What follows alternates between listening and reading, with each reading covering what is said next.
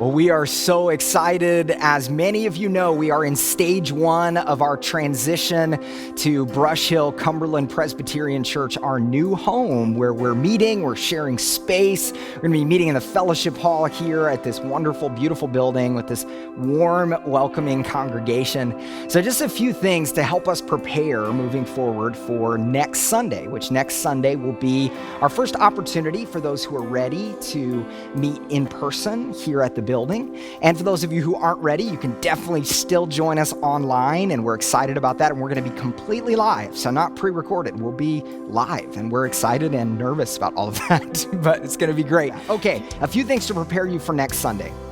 So, as many of you know, we are doing a lot of social distancing protocols for those who are going to be gathering here in person.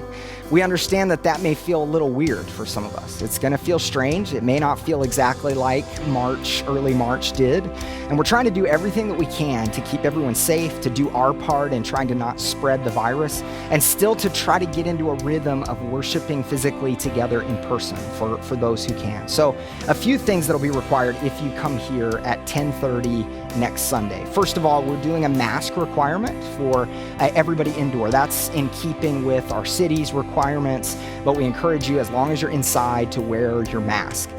Second of all, I just want to let you know where our entrance is. So there's multiple entrances to the building, and we are actually going to be in the entrance closer to the road. So if you'll notice, there's just one kind of way to get into the parking lot, and the entrance that's closest to the road will be our entrance. And you'll see signs that have Sacrament Church that point us the right way. There'll be another service going on for Brush Hill in the other part of the building, in the main sanctuary, but you'll see the signs that say Sacrament Church.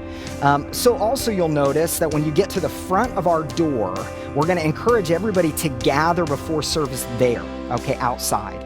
So we're not going to really do much gathering inside, and that's just part of the COVID protocols. We're going to stay mostly outside. And we do encourage you to get here early as possible, because we're going to do temperature checks at the door. So really, we're looking to make sure that we don't have fevers of 100 or higher. And so we're going to do a temperature check at the door right before you walk inside. Also, our seating is going to look a little different. Our seating will be very socially distanced, so it's going to be spread out. We'll have it in chairs of maybe 3 or 4, and they'll all kind of be spread out throughout the gathering space.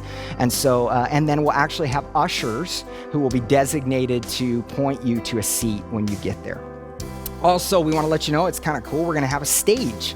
So a lot of what we do from the front will be on a stage, and we'll be pretty distant from the crowd. So we won't have quite that same closeness that we normally do, and that's intentional, that's on purpose. And then also for communion, we are going to serve the bread only. Many of you have heard me say this before, but the church throughout history has affirmed in times of famine where no bread was available, sometimes they would only drink wine. When there was time where there was no wine available, and they would, or maybe the times where they were abstaining from alcohol for certain reasons, they might have the bread only. Well, in this pandemic, we understand that kind of receiving something from the same cup, even if we're just dipping in it, is kind of probably not the best thing for us to do right now. So we are going to receive the bread only. I'll receive the wine on our behalf, on all of our behalf, but we are going to share the bread only for communion. And then also for children's ministry, we want to let you know about this. So the kids are totally welcome in our services. Kids of all ages are welcome to stay with their parents and be in our services. We're also going to have coloring sheets for them as they come in and all of that good stuff. But our actual children's ministry classrooms are going to be limited at this season. So we're limiting children's ministry to 1st through 5th grade and only during the sermon time. Okay, so the kids will gather with us for music and all of that kind of stuff, and then when the sermon time happens, they will go up to their classroom, which will actually be upstairs, up an elevator. They'll go to their classroom during the sermon, and then they'll return after the sermon. And Sarah is going to be teaching. It's going to be a really great time for them, but it'll be kind of a shorter time in the kids' classroom. And then finally, we're gonna try to keep our services a little bit shorter than normal so that we're not all in the same building for quite as long. So we're doing everything that we can here. We're preparing the space. We have been talking about our 2 values. We definitely wanna keep everyone safe, do our part to be good neighbors.